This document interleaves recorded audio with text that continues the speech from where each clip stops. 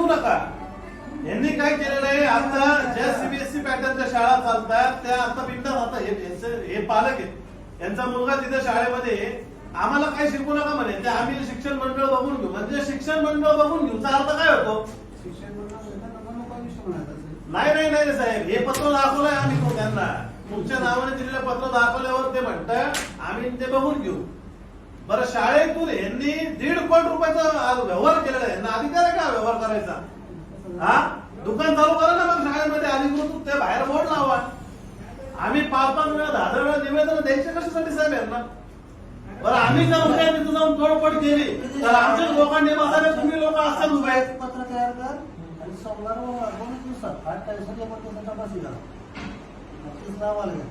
त्यांना जाब विचारा की 1.5 कोटी रुपयाचा व्यवहार त्या चैतन्य टेक्नो शाळा आहे, त्या मॅडमला आम्ही जाब विचारायला गेलो, ती मॅडम म्हणती ज्यांचे पालक गेले त्यांनी इथं या। बरं, आमचे जर पालकांना घेऊन गेलो ना आम्ही, जर शाळा फोडून टाकली मग त्याला आम्हाला अजिबात जबाबदार धरायचं नाही कोणी। आम्ही पूर्ण आहे भय करून टाकू हे कॉन्व्हेंटवाल्यांचे। आता आम्ही एवढे वैतागलोय साहेब की आम्ही निवेदन देण्याच्या भानगडीत पडणार नाही। आम्ही आजही निवेदन घेऊन आलेलो नाही। द्यायचं किती वेळा निवेदन? ते लोक तुम्हाला जुमानत नाही साहेब, आम्ही कशाला जुमानायचं?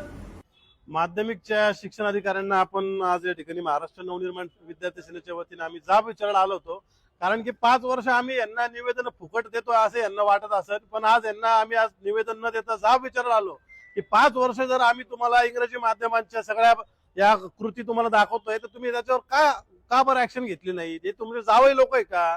यांना तुम्ही पगार देता की ते तुम्हाला पगार देतात का? ते तुम्हाला काही पैसे देतात का? कोणत्या रसद पुरवतायत जे तुम्ही त्यांना संरक्षण देताय?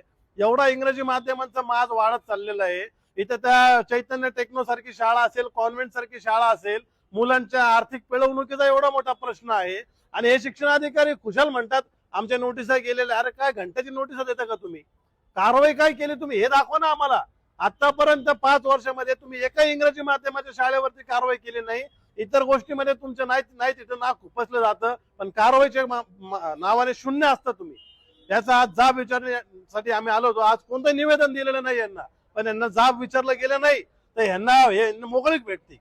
महाराष्ट्र नवनिर्माण सेनेला त्यांनी जो शब्द दिलाय 2 दिवसाचा, त्या 2 दिवसानंतर आम्ही इथंच जे काय करायचं ते आता इथेच करणार। आम्ही शाळेमध्ये नंतर जाणार। आता पुढचं जे आंदोलन होईल ते 2 दिवसानंतर शिक्षण अधिकाऱ्यांच्या दालनातच होणार।